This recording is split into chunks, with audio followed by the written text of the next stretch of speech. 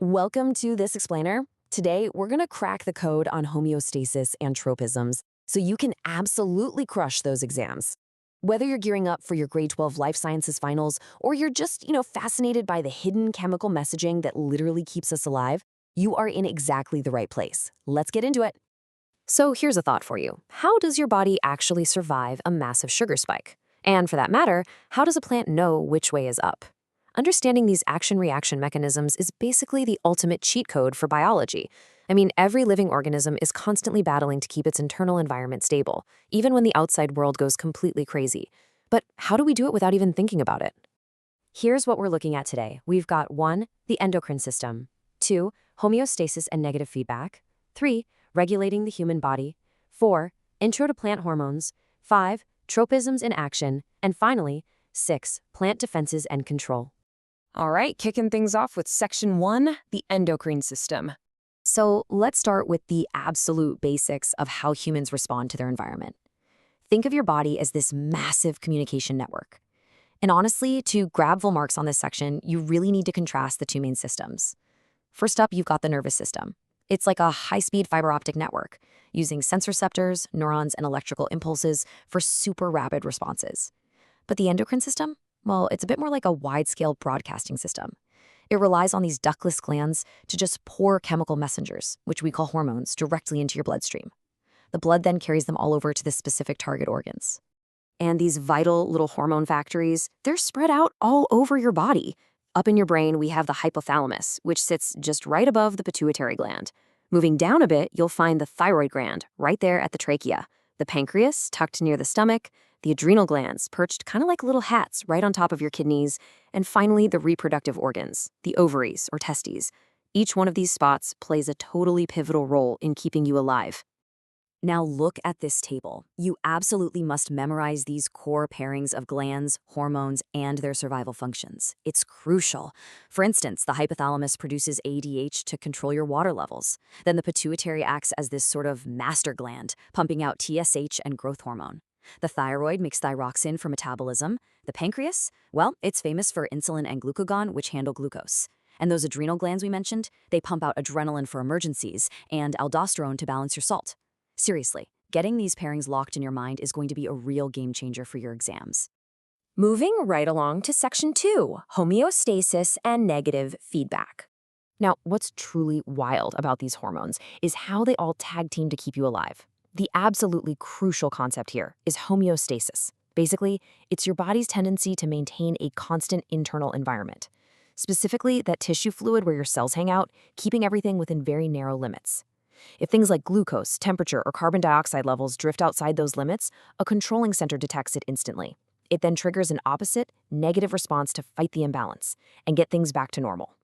We call this highly precise detect and correct loop negative feedback. Okay, section 3, regulating the human body. Let's see this in action.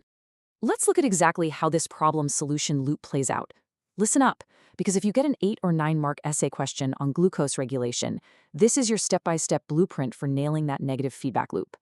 First, you state the imbalance. Let's say your glucose spikes way above normal. Second, the pancreas gets stimulated. Third, it secretes insulin. Fourth, that insulin travels straight to the liver and muscles, telling them to absorb the extra glucose and convert it into stored glycogen. And boom, finally, blood glucose levels drop right back to normal. If glucose is too low, just flip the script. The pancreas secretes glucagon instead, which converts that stored glycogen back into glucose. It really creates this beautiful, continuous cycle of action and reaction. Whether your blood sugar spikes or tanks, the pancreas is basically the superhero here. It steps in with either insulin or glucagon to drive those levels right back to that safe, happy middle ground. But, sometimes this cycle breaks down, and when it does, we see a condition called diabetes mellitus. For your exams, make sure you can clearly contrast the two types. Type 1, it usually has a really sudden onset, mostly in young people under 30. It happens because the pancreas just completely stops producing insulin. No way around it. Type 2, on the other hand, is way more common. We're talking 85 to 90% of all cases. It's often linked to lifestyle factors like being overweight or inactive, usually in folks over 40. With type 2, insulin is still being produced, but it's just not enough or it's not working properly anymore. The real-world application of this means figuring out how to manage this breakdown in homeostasis. The symptoms can be pretty harsh: glucose showing up in your urine, extreme thirst, frequent urination, and just feeling totally wiped out. Managing it requires strict discipline. For type 1 patients, survival literally depends on daily insulin injections that have to be carefully balanced with whatever they eat. For type 2, a solid mix of exercise, a very specific diet, and sometimes prescribed meds can successfully keep those blood glucose levels in check. And get this, that exact same imbalance detect correct logic, it applies to your body temperature too, which is managed by the hypothalamus. If you start getting too hot, the hypothalamus fires off impulses to the blood vessels and sweat glands in your skin to cool you down fast. If you get shivering cold, it does the exact opposite to warm you up. It is literally a built-in, fully automated thermostat. Check out how the body actually physically alters itself to pull this off. On a really hot day, your blood vessels dilate, meaning they widen up. This brings more blood right to the surface of your skin so that heat can radiate away, while your sweat glands go into overdrive. We call this vasodilation. On a freezing cold day, vasoconstriction kicks in.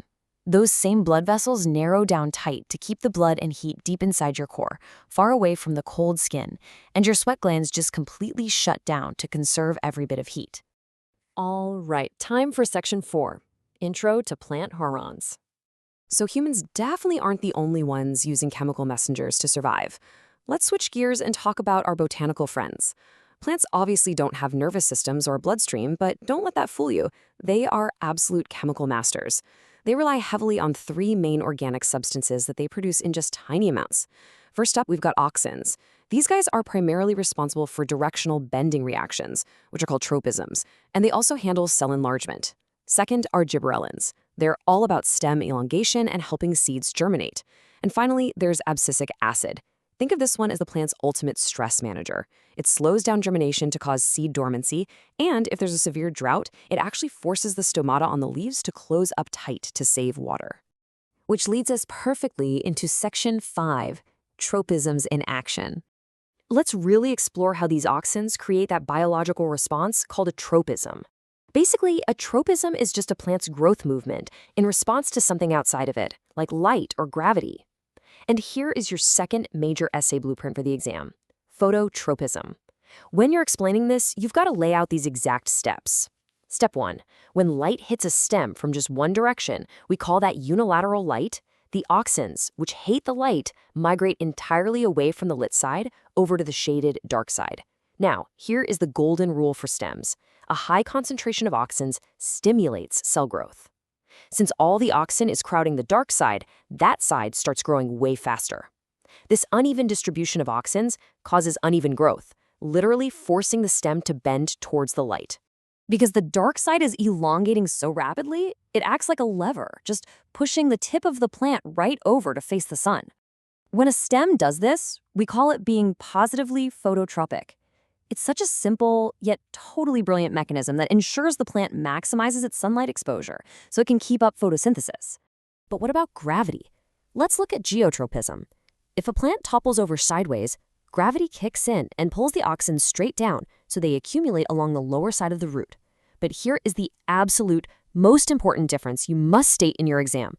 A high concentration of auxins actually inhibits growth when it comes to roots. It's the exact opposite of what happens in stems. Because the lower side's growth gets stunted by all that auxin, the upper side, which has way less auxin, starts growing faster, and that causes the entire root to physically bend downward. So as those auxins sink down to the bottom of that horizontal root, that bottom edge just stops growing. But the top edge, it keeps lengthening right along. The result is a root that curves perfectly downward towards gravity. That's why we say roots are positively geotropic. It's a fail-safe that guarantees no matter how a seed tumbles into the dirt, those roots are always going to seek out deep soil for strong anchorage and vital water. And finally, we're at section 6, plant defenses and control. So let's wrap this up by looking at how plants defend themselves when they literally cannot run away from danger. Since they're at the very base of the food web, plants are pretty much constant targets, but trust me, they are far from helpless. From secreting toxic antibacterial chemicals and sticky resins to growing vicious physical thorns that deter animals, plant biology is just incredibly resilient. Get this, some species, like wild tobacco plants, actually release specific chemical signals when they're being chewed on by caterpillars. These signals purposefully attract other insects that will swoop in and kill those caterpillars. It's wild. We humans even hijack this very biology using synthetic auxins as selective weed killers. So, review these essay blueprints, keep these systems in mind, and you are going to absolutely dominate those exams. But it does leave us with one final crazy thought to ponder. When you're armed with literal chemical warfare and automated hormone manipulation, do you really even need to run away?